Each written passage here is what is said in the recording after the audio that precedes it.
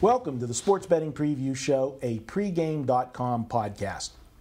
This is segment 3 of 4, Big Game Preview, Saturday SEC action, CBS TV, Kentucky at Tennessee.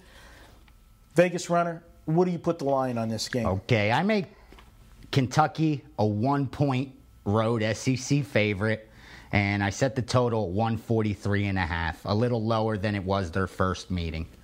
Okay, well, we're fairly close again. We're in agreement this Today, week. yes, we are. And I've got Kentucky -2. I wouldn't be surprised. I think in what I'm basing this off of right now, Vanderbilt's clearly a better team than Tennessee. Yeah. And Kentucky ended up being a 1.5-point favorite over Vandy is what the number closed last Saturday. Although it ended up being a tight game, they only won by 3, and we'll talk about it.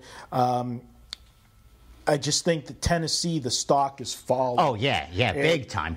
I'm hoping Kentucky comes out at a bigger favorite, to be honest with you. I'm just saying my true line, I really don't think Kentucky should be more than 1.5-point favorite. I wouldn't be surprised if they throw out a fair line of 3, to be honest with you. The stock is down on Tennessee. And Kentucky, they're 26-1, so they don't have too many flaws, this team. Well, I don't have a... And they've been covering, let's put it that. I don't have an official free pick in this game. I do have a lean. I'll get to that in a bit. But a couple things to touch upon in this game. When I looked at this game to start with, first off, the obvious is this is a quick revenge game. These two teams played the day before Valentine's Day. Yeah, and there was no love, let me tell you. Okay, there was no box of chocolates in the game. Kentucky beat them. They were a 9.5-point favorite. They beat them 73-62. They covered the number. That's what they're supposed to do. They win by 11. What I'm looking at, and again, I say it time and time again, I'm a situational handicapper. You've got Kentucky that went into Vanderbilt last Saturday, and I watched that game. Actually, I was at the Bellagio Saturday with RJ. We were playing cards and watching the game. Vanderbilt should have beat Kentucky last Saturday. Yeah.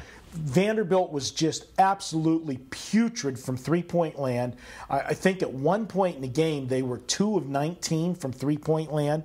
At home, that shouldn't happen. They actually shot 32% for the game, Vanderbilt, and they only lost by 3. Yeah. Okay, so, that tells me, Kentucky's, they've been living on borrowed time. The game before the Vanderbilt game, they went to overtime at Mississippi State.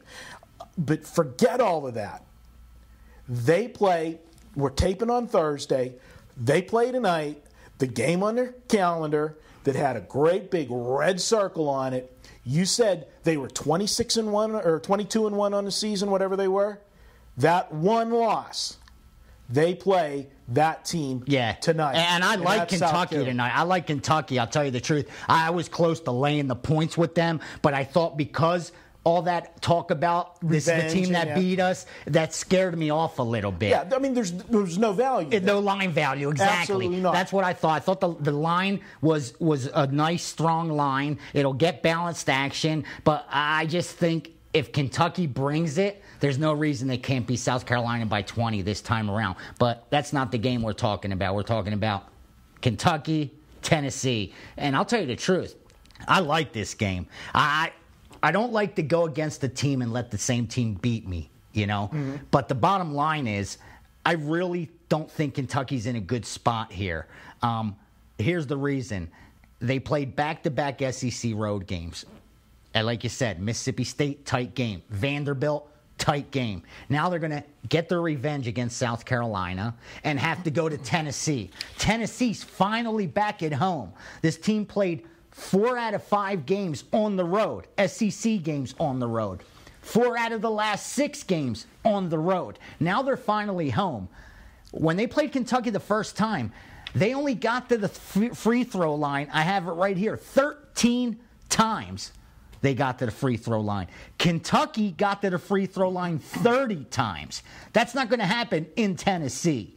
So I really lean to Tennessee. More importantly, I lean to the over, too. The first game, they only scored 135 points. The total was set at 147, okay? they're going to have to adjust that down because of that. Absolutely. That's why I think it's going to come out around that 143 range. To me, I still think it should be up around that 145 range. I really think this is one of those games where if you take Tennessee, you need to take it with the over, because the only way they're going to beat Kentucky is by scoring some points. You know, they're not going to be able to walk it up and down and grind them and beat this team that way. You're going to have to run the court a little bit. You're going to have to hit some threes. You're going to have to get to the line. You're going to have to do everything right and put up points. You hit the nail on the head. They need to run the floor to create opportunities. Yeah, exactly. Get some transition baskets, because playing the game the way they played it the first time in Kentucky, like you said, they played it, a slower tempo. And they went 26% from the three-point line, 38% field goals. You can't do that all outside. 23 of 60 shooting is not going to. And what does that tell you? For them to get it only to the free throw line 13 times, it was all perimeter. You didn't get to the basket at all. And you saw what kind of success you had doing that. None. Zero. So you got to change it up. And the way to change it up, like you said, easy baskets, transition baskets, get it inside, get some scoring. And I think at home, Tennessee could do that. This is a loaded senior team. And I'm telling you, in the tournament, this will be a scary team. They're very athletic. More importantly, they go 11 deep. So, I mean, you're going to have fresh body after fresh body after fresh body. That's why I don't understand. Why not run the floor even more than they do? I mean, they could run Kentucky to death by just keep throwing in new bodies. And I think that's the way they're going to approach this game. That's what Pearl needs to do this time around. And I hope he does, because I like Tennessee and over. Well, I agree with you. I lean to Tennessee, and to be honest with you, this isn't my official free pick, but this was my runner-up. Me too. When we come in, we always have, what free pick are you using, which one am I using? And if we would have had a duplicate, then this was my default. I'm telling you, the only reason I went with the NBA pick, because I've been seeing the NBA so clearly this week. For some reason, they've just been popping out of the board, and Atlanta popped out at me. Otherwise, I came in here with the mindset, am I going to give out Tennessee, or am I going to give out the over in this game? And depending on how I looked into it a little more when we prep, that was going to make my decision up. But I had to stick with the NBA. That's where I've been so hot right now. Absolutely. Well, another good segment. This has been segment 3 of 4, and you got opinion from both of us on Tennessee and over. VR adds the over there. And we're going to give away a coupon here. We do every week. We like to give away RJ's money, and RJ wasn't able to join us this week. So we'll give it away. We'll give it away for him. And the coupon this week is going to be the word score and the number 10. I like that. Score. Everybody's 10. out to make a score. We're all out to make a score, and you're going to score $10 of RJ's money this week.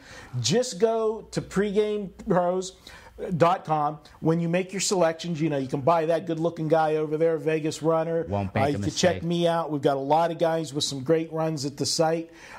Dan Beebe, hats off to Dan Beebe. He's on a run. I'm not surprised. The baby-faced assassin. He does his work, dude. He's a grinder. Everybody is going to have great runs and cold runs, but he's a grinder. And when you're a grinder, you turn profit. And not only do you turn profit, you have more hot runs than cold runs. Well, and he's on one of them hot runs. He's doing it in the NBA, and he's an NBA specialist. Yeah, so check out Dan Beebe. Also, when you go to pregame.tv, watch our videos. If you give the projected score of this game and you get it right, just go to the comment section, give the score. You'll be able to win $100 if you correctly predict the final score. Don't forget that coupon is SCORE10. Just enter it at the checkout. Put anything you want in there. You'll get $10 off your order. And as we always say, if the package is only $10, it's free, baby. It's free. And make sure you throw a prediction on this game. You already know Tennessee's going to win. You already know they're going to score over 143 points. We're giving you all the pieces to the puzzle. Put it together, get it done, baby. Get it done. All right, this was segment 3 of 4. We'll be back with segment 4, where we take a look at, might be the game of the year. If not. Villanova at Syracuse. I can't wait to see that one. That one's up next.